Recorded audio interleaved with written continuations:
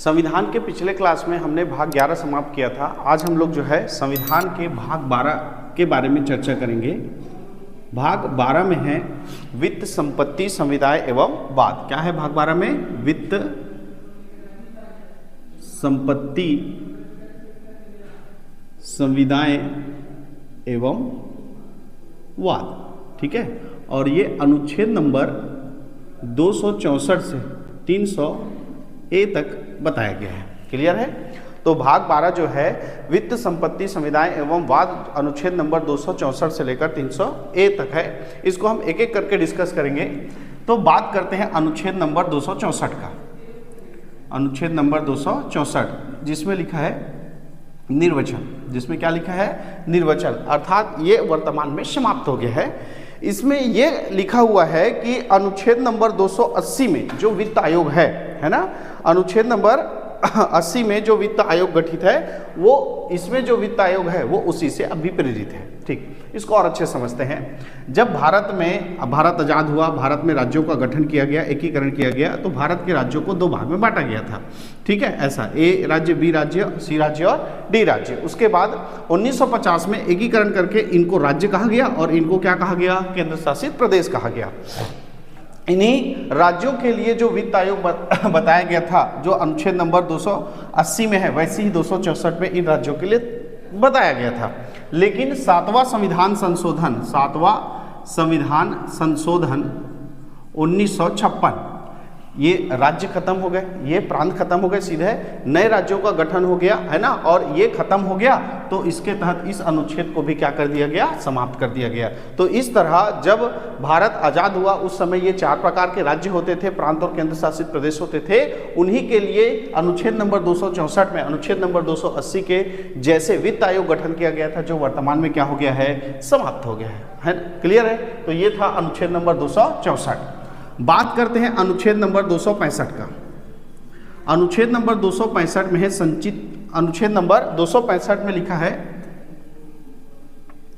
जब भी कोई कर लगाया जाएगा तो उसके लिए विधि बनाना पड़ेगा। क्या लिखा है अनुच्छेद नंबर 265 में?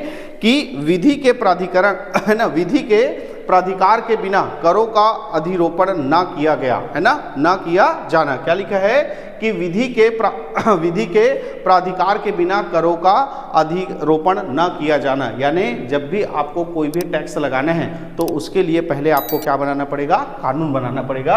अनुच्छेद नंबर किसके तहत? 265 के तहत। तो अनुच्छेद नंबर 265 से हमको ये जानकारी मिलता है कि यदि हमको कोई भी टैक्स लगाना है, चाहे वो राज्य सरकार लगाएगा तो संसद के द्वारा कानून बनाएगा, केंद्र सरकार बनाएगा तो केंद्र सरकार यदि कहीं पे टैक्स लगाता है तो वो संसद के द्वारा उसके लिए कानून बनाएगा, और राज्य सरकार यदि कहीं पर टैक्स लगाना चाहता है, किसी वस्तु पर टैक्स लगाना चाहता है तो विधानमंडल उसके लिए क्या बनाएगा? कानून बनाएगा। तभी आप टैक्स को क्या कर सकते हो? लगा सकते हो, ले सकते हो। जैसे राज्य सरकार जो है कि राज्य सरकार जो है अपने राज्य सूची पर विकसित 20 विषय पर, राज्य सूची में जो 20 विषय है उन पर क्या लगा सकता है? टैक्स लगा सकता है। और वहीं केंद्र सरकार जो है संघ सूची में 13 विषयों पर क्या लगा सकता है? टैक्स लगा सकता है, जिसके लिए उनको क्या बनाना पड़ेगा? विधि बनाना पड़ेगा अनुच्छेद नंबर 265 के तहत। क्लियर है? अनुच्छेद नंबर 266।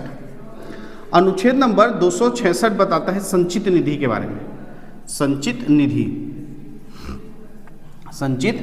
ठीक है, इसमें लिखा है भारत और राज्यों के संचित निधि और लोक लेखें। ठीक है, किसमें लिखा है? अनुच्छेद नंबर 266 में। सीधा समझते हैं कि अनुच्छेद नंबर 266 में भारत सरकार का और सभी राज्यों के किसके बारे में बताया गया है? संचित निधि के बारे में बताया गया। अब ये होता क्या है? संचित निधि जो है एक अकाउंट है ना। आरबीआई में जैसे हमारा अकाउंट कहाँ रहता है? किसी भी बैंक में रहता है। वैसे ही भारत सरकार का और भारत के अंतर्गत जितने भी राज्य हैं उनका आरबीआई में, भारतीय रिजर्व बैंक में, आरबीआई में एक अकाउंट है उसी अकाउंट को क्या कहा जाता है, संचित निधि कहा जाता है। उसी अकाउंट को क्या कहा जाता है, संचित निधि कहा जाता है। तो भारत सरकार जितना भी टैक्स प्राप्त करता है, जिस प्रकार से भारत सरकार का आय होता है, राज्यों का आय होता है, वो उनके संचित निधि में जमा होता है। या ये कह सकते हैं कि संचित निधि जो है वो भारत सरकार का पर्स है ना। भाई हमारा जैसा जितना भी आय होता है उसको हम सब कहाँ रखते हैं, पर्स में रखते हैं। जितना भी आय होता है पर्स में रखते हैं, जो भी खर्चा करना रहता है पर्स से करते हैं, है ना। तो इस तरह से ये भारत सरकार और राज्यों का क्या है, पर्स है। भारत सरकार और राज्यों का क्या है, पर्स है ना। तो संचित निधि क्या होता है, तो एक अकाउंट है, कहाँ रहता है, आरबीआई में रहता है। राज्य का है तो राज्य का संचित निधि, और केंद्र सरकार का है तो वो भारत का क्या कहलाएगा, संचित निधि कहलाएगा। और इस संचित निधि में पैसा आपको जमा करना है चाहे निकालना है, उसके लिए आपको कानून बनाना पड़ेगा। और कानून बनाने के लिए जो विधेयक लाया जाता है उसको कहते हैं विनियोग विधेयक। विनियोग विधेयक। तो आपको संचित निधि में पैसा जमा करना हो या निकालना हो, उसके लिए क्या लाना पड़ेगा, विनियोग विधेयक लाना पड़ेगा। राष्ट्रपति इस पर हस्ताक्षर करेगा, तभी आप जो है संचित निधि में पैसा जमा कर सकते हो या पैसा निकाल सकते हो। ठीक है, जितने भी संवैधानिक पद हैं उसका वेतन भी संचित निधि से दिया जाता है ना। देश में ऋण लिया जाता है या ऋण दिया जाता है तो वो भी संचित निधि से ही दिया जाता है। ऋण लिया है तो संचित निधि में आके जमा होगा, और यदि ऋण चुकाना है तो वो किससे चुकाया जाता है, संचित निधि से चुकाया जाता है। यदि देश को या राज्य को किसी को भी दान करना है तो वो भी देश अगर किसी राज्य को दान करता है, किसी दूसरे देश को दान करता है तो किससे दिया जाता है, संचित निधि से ही दिया जाता है। क्लियर है। तो इस तरह यदि भारत सरकार को कोई भी खर्च करना है ना, किसी भी योजना के लिए खर्च करना है तो किससे करेगा, संचित निधि से करता है ना। तो जैसे हम लोग अपना खर्च किससे चलाते हैं, पर्स से चलाते हैं। पर्स में जो पैसा रहता है रखा रहता है उसी से आजकल सब फोन पे चलाते हैं। ठीक है, लेकिन ये संचित निधि है। ठीक है, तो संचित निधि जो है भारत सरकार का एक प्रकार का क्या है, पर्स है। राज्यों की संचित निधि राज्यों के लिए पर्स है। ठीक, इसके बाद है अनुच्छेद नंबर 267 आकस्मिक निधि। आकस्मिक निधि, आकस्मिक निधि। ठीक है, आकस्मिक निधि ये एक प्रकार का क्या बोले, गुल्लक, चुकिया है ना। छत्तीसगढ़ी में हम लोग क्या बोलते हैं, चुकिया, गुल्लक।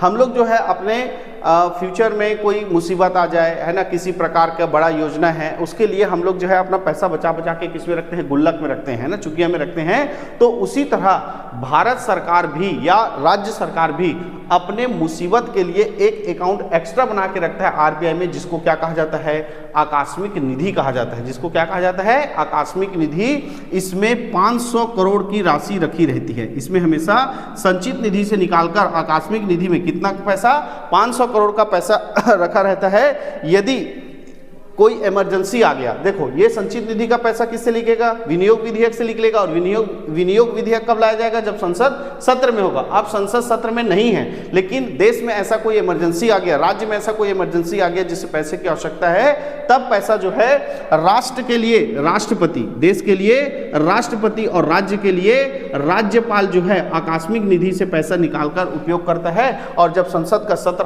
लगता है तो फिर संचित निधि से इस आकस्मिक निधि में कितना पैसा कर दिया जाता है, 500 करोड़। आकस्मिक निधि में 500 करोड़ होना अनिवार्य होता है। और इसका जो पूरा नियंत्रण है, आकस्मिक निधि पे पूरा नियंत्रण वो राष्ट्रपति के पास रहता है, और राज्य के आकस्मिक निधि पर राज्यपाल का क्या रहता है, नियंत्रण रहता है ना। अगर इससे पैसा निकालना है तो राष्ट्रपति की अनुमति जरूरी है। क्लियर है। तो इस तरह हम भाग 12 पढ़ रहे हैं तो संविधान का। अनुच्छेद नंबर 264 जो अभी वर्तमान में समाप्त हो गया 7वां संविधान संशोधन 1956 से।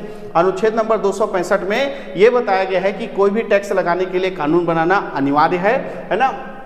अनुच्छेद नंबर 266 में बताया गया संचित निधि के बारे में। अनुच्छेद नंबर 267 में बताया गया किसके बारे में, आकस्मिक निधि के बारे में। आगे बढ़ते हैं, बात करते हैं अनुच्छेद नंबर 268। अनुच्छेद नंबर 268 इसमें टैक्स के बारे में बताया गया है कि ऐसा टैक्स जिसको आरोपित, देखो 3 प्रकार होगा, टैक्स कौन लगाएगा, उस टैक्स को संग्रहण कौन करेगा और उसका उपयोग कौन करेगा। ठीक है, 3 चीजें, टैक्स कौन लगाएगा, टैक्स को संग्रहित कौन करेगा और टैक्स का उपयोग कौन करेगा। ठीक है, संग्रहित है ना, पहले लगाने को आरोपित करना, इसको बोलते हैं संवैधानिक भाषा में उपग्रहित। क्या बोलते हैं, उद्ग्रहित। ठीक है, उद्ग्रहित कौन करेगा, आरोपित या उद्ग्रहित कौन करेगा, संग्रहण को कौन करेगा, और उसको विनियोजित, उपयोग यानी क्या होता है, नियोजित, विनियोजित कौन करेगा, उपयोग कौन करेगा या विनियोजित कौन करेगा, इसको है ना अनुच्छेद नंबर, अभी अनुच्छेद नंबर आपका 68, 69 ये सब इसी में चलेगा। तो जो टैक्स केंद्र सरकार लगाएगा, जो टैक्स कौन लगाएगा, केंद्र सरकार लगाएगा, है ना, जिसका संग्रहण राज्य करेगा, जिसका संग्रहण कौन करेगा, राज्य करेगा, और उसका विनियोजन या उपयोग भी कौन करेगा, राज्य करेगा। ऐसे टैक्स को बताया गया है किसमें, अनुच्छेद नंबर 268 में। संघ द्वारा उद्ग्रहित किए जाने वाले किंतु राज्य के द्वारा संग्रहित और विनियोजित किए जाने वाले शुल्क को किसमें बताया गया है, अनुच्छेद नंबर 268। तो अनुच्छेद नंबर 268 में उन टैक्सों के बारे में बताया गया है जिसको लगाएगा कौन, केंद्र सरकार, उसको वसूलेगा कौन, राज्य सरकार, और उसका उपयोग भी कौन करेगा, राज्य सरकार करेगा। अनुच्छेद नंबर 268 में इसी प्रकार के टैक्स को बताया गया है, जैसे औषधि शुल्क, जैसे स्टाम्प शुल्क। औषधि शुल्क जो है, दवाइयों पर जो शुल्क है वो केंद्र सरकार लगाता है कि दवाई पर इतना टैक्स लेना है, और उन टैक्सों को कौन वसूलता है, राज्य वसूलता है, और उन टैक्सों को उपयोग भी कौन करता है, राज्य करता है। तो इस तरह केंद्र सरकार द्वारा लगाए गए, राज्यों के द्वारा वसूले गए और उनका उपयोग किए गए टैक्सों को किस में बताया गया है, अनुच्छेद नंबर 268 में बताया गया। क्लियर है, आगे बढ़ते हैं। अनुच्छेद नंबर 269 केंद्र के द्वारा लगाया जाएगा, केंद्र के द्वारा वसूला जाएगा, लेकिन किसको सौंप दिया जाएगा, राज्य को सौंप दिया जाएगा, है ना। तो केंद्र के द्वारा उद्ग्रहित और संग्रहित लेकिन राज्यों को सौंप दिए जाने वाले कर को किसमें बताया गया है, अनुच्छेद नंबर 269 में बताया गया है। किसमें बताया गया है, अनुच्छेद नंबर 269 में बताया गया है। जैसे विक्रय जो कर होता है ना, माल विक्रय कर होता है, अंतर्राज्यीय व्यापार के दौरान क्रय विक्रय कर जो है वो इसी में आता है, जिसको केंद्र लेता है, आपका केंद्र वसूलता है, लेकिन किसको दे देता है, राज्यों को दे देता है। ऐसे टैक्सों को किसमें बताया गया है, अनुच्छेद नंबर 269 में बताया गया है। क्लियर है।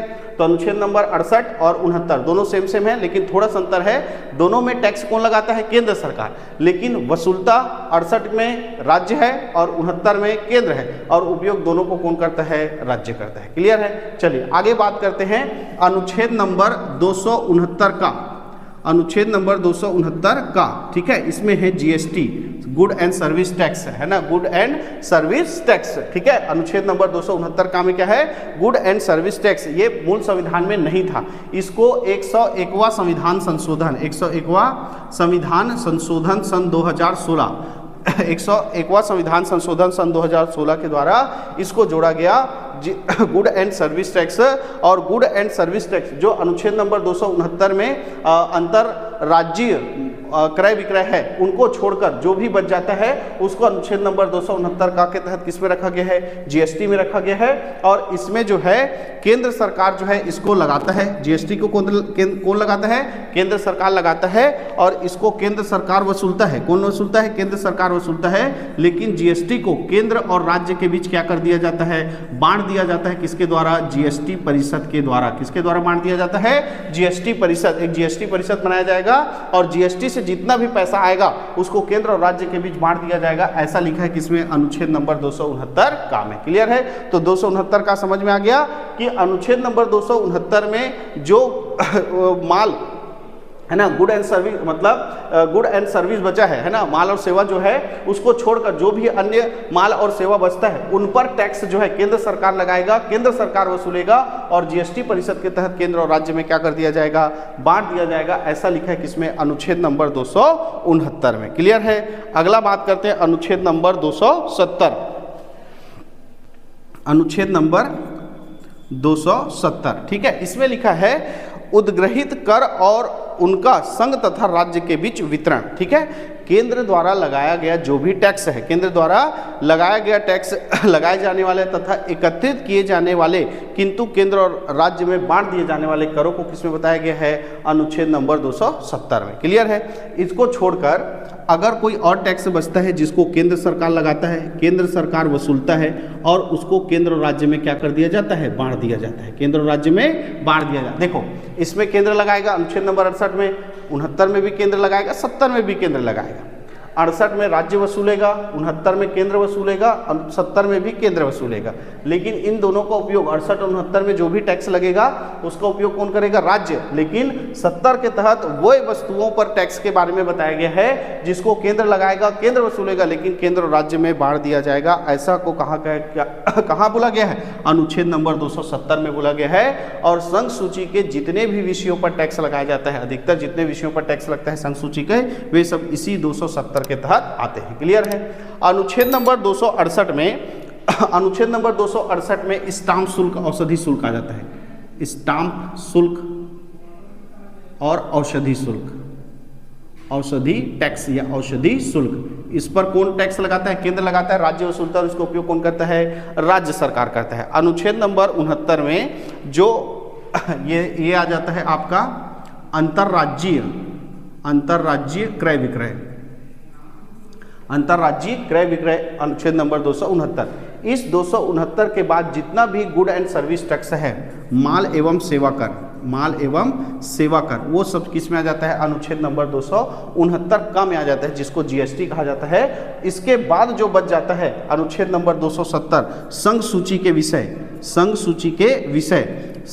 के अधिकतर विषय जो है अनुच्छेद नंबर 270 के तहत केंद्र के द्वारा उस पर टैक्स लगाया जाएगा, केंद्र के द्वारा वसूला जाएगा, लेकिन उसका उपयोग जो है केंद्र और राज्य के बीच बांटकर किया जाएगा। ये लिखा है अनुच्छेद नंबर 270। क्लियर है? बात करते हैं लास्ट अनुच्छेद 271, है ना। आज का लास्ट अनुच्छेद 271 है ना। इस अनुच्छेद तो कहाँ तक जाएगा? 300 कहाँ तक जाएगा? क्लास लंबा ना हो, इसलिए आज हम कहाँ तक लिखेंगे? अनुच्छेद नंबर 271 तक। कुछ शुल्कों और करों पर संघ के प्रयोजनों के लिए अधिकार। ठीक है, इसमें लिखा है कि अनुच्छेद नंबर 269 और 271, अनुच्छेद नंबर 269 और 270 में जिन करों का उल्लेख किया जाना था, अनुच्छेद नंबर 269 और 270 में जिन करों का उल्लेख किया जाना था, उन करों पर संसद अधिभार या अधिभार लगाकर क्या कर सकती है? वृद्धि कर सकती है, और उस वृद्धि से जो राशि प्राप्त होगा वो भारत सरकार के संचित निधि में जमा होगा। यानी ये सीधा सीधा बोलते हैं अधिभार। अनुच्छेद नंबर 271 में क्या है? अधिभार।